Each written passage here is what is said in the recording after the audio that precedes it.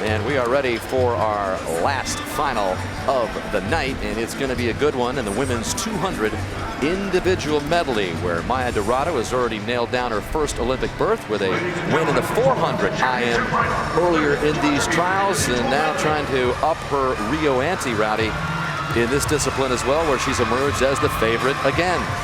She just has had a spectacular last couple of years based off the World Championships last summer and what she's been able to do here in Omaha already. She's got another event ahead of her, 200 backstroke, so she could be well on her way to having a great games in Rio. Third trials for Maya.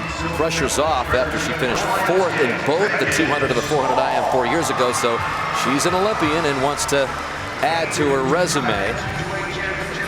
Intriguing international family tree for Maya as you look at her mom Merritt and her dad Ruben, who was born in Argentina.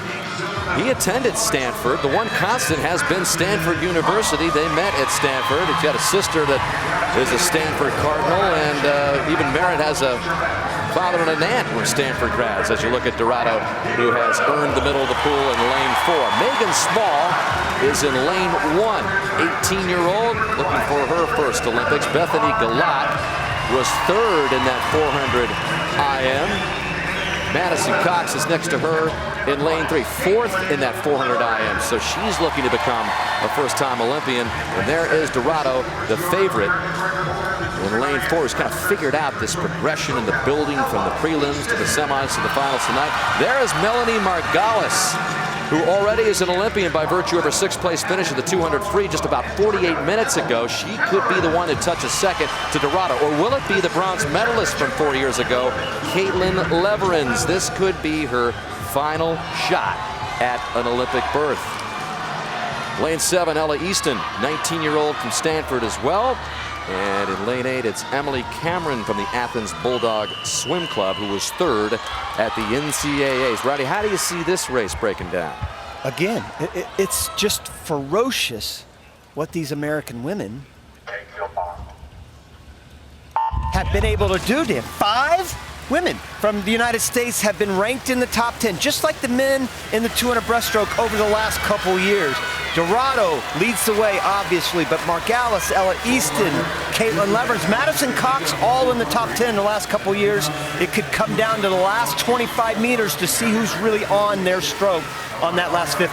And if you've been with us through these trials, we've talked about how this was going to be the last trials experience, make an Olympic team or not for Maya Dirado, and she's been swimming with that relaxed presence, knowing that she's got a big job waiting for her in the fall in Atlanta, moving there. In fact, in the process of looking for a house in Atlanta with her husband Rob, and they also have a vacation plan to London and Paris at the end of August. So that's how Maya Dirado operates. Everything is according to plan, and she's had the best year of training in her entire career coming into these trials, so this is not unexpected for her. Beautiful backstroke leg there for Dirado, and here is where the race will come for second. Right here, you've got the great breaststroke from Caitlin Leverins, the bronze medalist, right there in lane number 6. She'll start coming up on the field. Margalis right above her in lane number 5, just getting out of that 200 free. Might have taken too much out of her. She might be having too much to make up.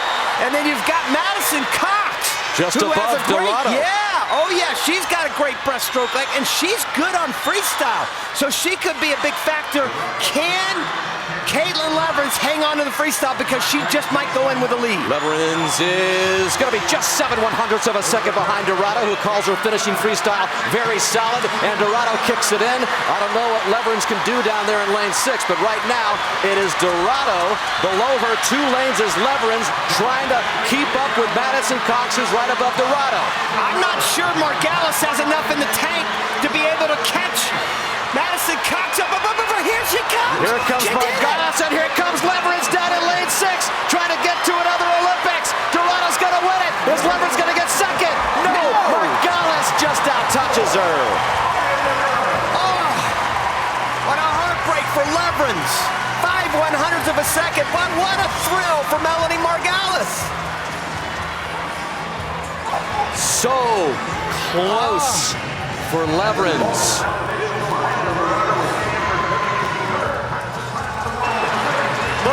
this finish. Look at that finish. 5/100ths of a second, Rowdy, between Margalis and Leverins. That is the difference between going to the Olympics in the 200 IM. Margalis is already on her way with that relay finish earlier, but now she's got an individual event. And look how close it was between the battle between Margalis and Leverins. There's Margalis right there. Look at the left-hand side. I'm not sure anybody has ever laid it on the line as much as Caitlin Leverins did, and she comes up just short. Nothing is official with Leverins' career, but could that be the way it ends? That close.